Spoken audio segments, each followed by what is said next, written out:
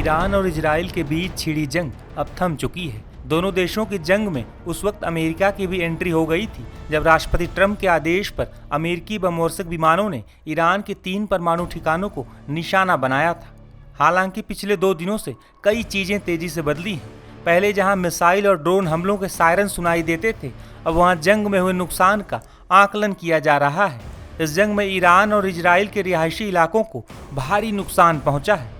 इन सब के बीच अमेरिकी राष्ट्रपति डोनाल्ड ट्रंप ने ईरान को लेकर बड़ा बयान दिया है। मीडिया रिपोर्ट्स के मुताबिक नीदरलैंड की राजधानी हेग में आयोजित नाटो शिखर सम्मेलन के दौरान ट्रंप ने ईरान की तारीफ की है और कहा कि ईरान को अपने देश को फिर से खड़ा करने के लिए पैसों की जरूरत होगी। हम चाहते हैं कि वो ऐसा करें। अभी अभी जंग खत्म हुई है और ईरान बहादुरी से जंग लड़ा है। वे तेल का कारोबार करते हैं। मैं चाहूँ तो इसे रोक सकता हूँ, लेकिन मैं ऐसा नहीं करना चाहता। वे तेल बेचना चाहते हैं तो बेचें।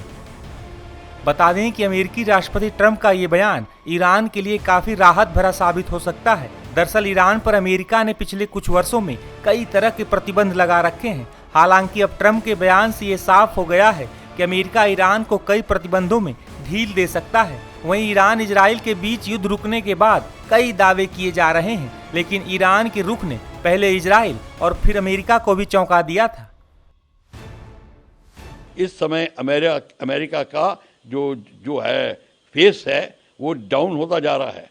अब हर जगह उन लोगों को पता चल गया है अमेरिका वो नहीं है जो बात करता है। हालांकि अमेरिका ने इनिशिएटिव जरूर दिखाया है और ईरान के न्यूक्लियर वेपन बेसिस को जरूर नष्ट किया है, पर बात पॉलिटिकल सिचुएशन उसकी अब वो जो फेस नहीं रह गया जो पहले होता था। को इसका उल्लंघन नहीं करना चाहिए। ईरान के विदेश मंत्री अब्बास अरागची ने पहले ट्वीट कर कहा था कि अब तक कोई समझौता नहीं हुआ, लेकिन बाद में उन्होंने एक बयान जारी करते हुए बताया कि अब सीज़फायर लागू हो गया है। सर, ये दोनों चीज़ें किस ओर संकेत कर रही हैं? क्या ईरान अब घबरा गया है यूएस के इंटरवेंशन? देखिए, ऐसा है, ये आप कतई ना सोचे कि ईरान घबरा गया है, बल्कि जो ईरान ने अटैक किया कतार के ऊपर तो अमेरिका हिल गया है कि उसका सारे एसेट्स के ऊपर अटैक हो सकता है। और उसने जब देखा कि अब देखो एक बार जब बिल्डिंग घिर जाती है तो पंजा मारती है, और वही जब ईरान पंजा मारने लगा है तो अमेरिका को पता चल गया कि इराक में, मिडल ईस्ट में और जहाँ पे भी उसके कतार में जहाँ पे भी बेसेस हैं उन पे हमला शुरू हो जाएगा। और हूती और हमास जो अभी संभले बैठे थे वो भी बीच में आ जाएंगे। तो इसलिए अमेरिका ने एकदम से वही ट्वीट किया कि मैं सीज़ फायर करवाना चाहता हूँ। खमीनी सीज़ फायर की इंतज़ार कर रहा था, पर वो फेस सेविंग के लिए कर रहा था। वो ये नहीं कि माफ़ी मांगेगा कुछ, पर वो चाहता था कि ऐसी जब हो बात, मतलब सांप भी मर जाए लाठी भी ना टूटे, लड़ाई भी रुक जाए, उसे माफ़ी भी ना मांगनी पड़े, और वही हुआ। अब वही स्थिति आ गई है। अब सीज़ फायर हो गया है। उसने अनाउंस करने के बाद भी हमला करके दिखा दिया, और उसके बाद में अब वो सीज़ फायर कर रहा है। और उसके बाद में आप मान के चलिए कि खमीनी को भी पता चल गया है कि उसके भी दिन, पॉलिटिकल जो लाइफ है अब बड़ी कम रह गई है ईरान में, और वो भी किसी तरीके से खिसकना चाहता है सीन से।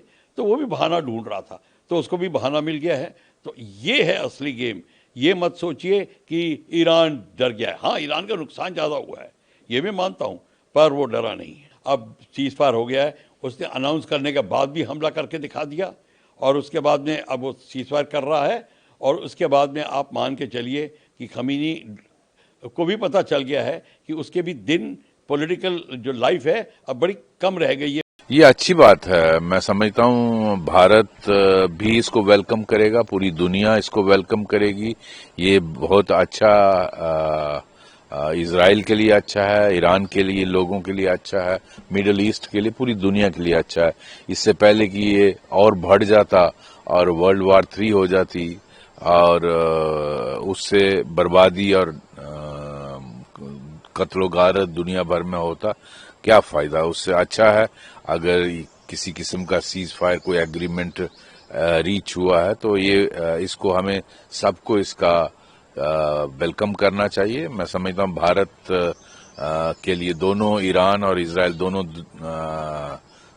दोस्त हैं, और भारत तो एकदम इसको वेलकम करेगा। और मैं समझता हूँ यहाँ प्रेसिडेंट ट्रंप का बहुत कंस्ट्रक्टिव रोल रहा है कि इन स्पाइट ऑफ कल रात का हमला जो ईरान ने किया उनके 4 बेसिस पर मिडिल ईस्ट के, उसके बावजूद उन्होंने रिस्पॉन्ड नहीं किया और इन दोनों का एग्रीमेंट करवाया। मैं समझता हूं इसको दुनिया को वेलकम करना चाहिए और इसका बढ़ावा देने से स्वाय डेथ और डिस्ट्रक्शन के कुछ हाथ नहीं लगेगा। सर वहीं ईरान की तरफ नहीं है और कुछ ऐसा वो देर आर कंफ्यूजिंग सिग्नल्स। वो अगर आपको याद होगा ऑपरेशन सिंदूर को जब हॉल्ट किया था इंडिया और पाकिस्तान के डीजीएमओज के एग्रीमेंट फोन के बाद, तो तब भी एक दिन शायद ड्रोन चलते रहे, तो इस तरह की ऑन ग्राउंड कंफ्यूजन रहती है। बट मैं समझता हूं प्रेसिडेंट ट्रंप ऐसे ट्वीट नहीं करते। अगर उन्होंने ट्वीट किया, मैंने पढ़ा उनका ट्वीट कि किसी किस्म का एग्रीमेंट हुआ है, बातचीत हुई है इजराइल और ईरान के बीच, तो इसको वेलकम करना चाहिए और मैं समझता हूँ सभी के लिए अच्छा है, दुनिया भर के लिए अच्छा। सर वहीं ईरान ने किया था रात को 4 जगहों पे, कतार, कुवैत, इराक और बहरीन में यूएस के बेसिस जहां जहां थे उन पर हमला किया था मिसाइल से। लेकिन ये बहुत सूझबूझ की, समझदारी की बात है कि अमेरिका ने इसको रिस्पॉन्ड नहीं किया और इसको ज्यादा नुकसान भी नहीं हुआ, तो उन्होंने इसको एक मौका समझ के ईरान और इसराइल का एग्रीमेंट करवाया सीज फायर का। मैं समझता हूं यही एक मैच्योरिटी है बड़े सुपर पावर की, बहुत अच्छा, इसको दुनिया भर में वेलकम करना चाहिए। सर वहीं एमईए का एक बयान आया कि ओआईसी को पाकिस्तान के प्रोपेगेंडा में नहीं पढ़ना चाहिए। उनको सबको पता कि पाकिस्तान किस तरह का आतंकवाद को सपोर्ट कर रहा है। बिल्कुल सही, एमईए का जो स्टेटमेंट है बिल्कुल सही। पाकिस्तान आए दिन ओआईसी के प्लेटफॉर्म को मिसयूज करता है। ओआईसी एक मुस्लिम देशों की संगठन है और उस पाकिस्तान को उसको अलाउ नहीं करना चाहिए उनके संगठन को पॉलिटिकल पर्पसेस के लिए यूज करने में, क्योंकि सारी दुनिया जानती है पाकिस्तान टेररिज्म को पनाह देता है, टेररिज्म को बढ़ावा देता है पूरी दुनिया में। सिर्फ भारत में नहीं, पूरी दुनिया में हजारों लोग इस टेररिज्म की वजह से अपनी जान खो बैठे हैं और भारत में पाकिस्तान से ज्यादा मुस्लिम लोग रहते हैं, तो ओआईसी को इसको भी अपने मध्य दिमाग में रखना चाहिए।